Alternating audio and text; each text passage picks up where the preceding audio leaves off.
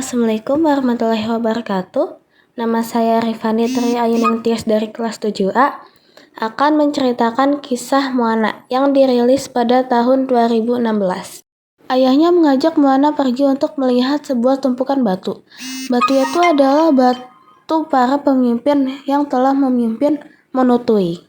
Dan Moana juga kelak akan menaruh sebuah batu di tumpukan itu. Tempatnya Moana adalah di Motunui, bukan di luar sana. Ayahnya tidak suka jika Moana bermain di laut. Ketika warga Motunui sedang memanen dan melihat kelapa, ternyata kelapa tersebut sudah pada rusak. Para nelayan juga tidak mendapatkan ikan. Mereka sudah mencoba segala sisi di Laguna, ternyata masih tidak dapat. Dan Moana mempunyai ide untuk menangkap ikan di laut lepas. Ide tersebut ditolak, dan ayahnya tidak sengaja memarahi Moana dengan nada yang tinggi.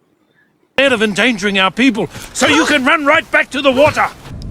Sang ibu mencoba menemui Moana yang menyendiri. Dijelaskanlah kalau ayahnya dulu sama seperti Moana, tertarik dengan lautan.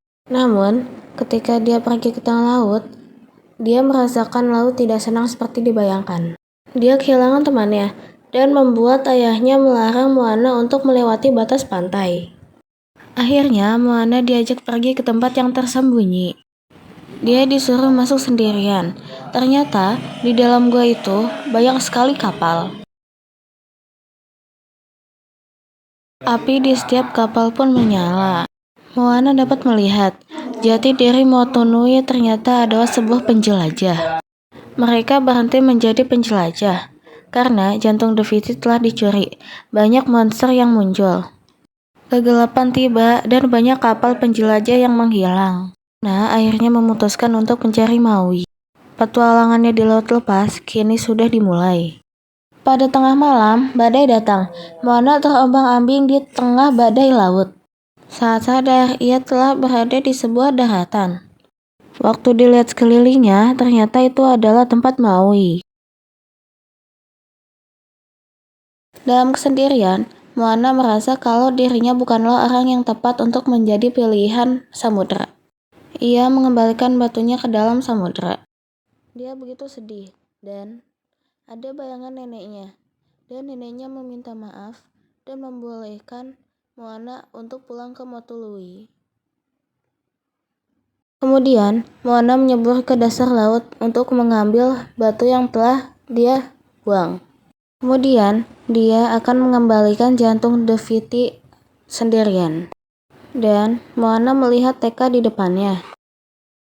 Dia mencoba untuk melewati Teka dan masuk lewat pintu masuk lain. Hingga akhirnya, Moana dapat masuk melewati Teka. Ketika Teka mendekati Moana yang kesulitan, datanglah Maui dan memotong tangannya. Dan disinilah Maui yang akan melawan Teka. Moana menuju Pulau Deviti. Maui juga merelakan pancingnya untuk menahan bola api yang mengarah ke Moana. Setibanya di Pulau Deviti, ternyata pulaunya menghilang. Lalu Moana menyadari ternyata Teka adalah Deviti.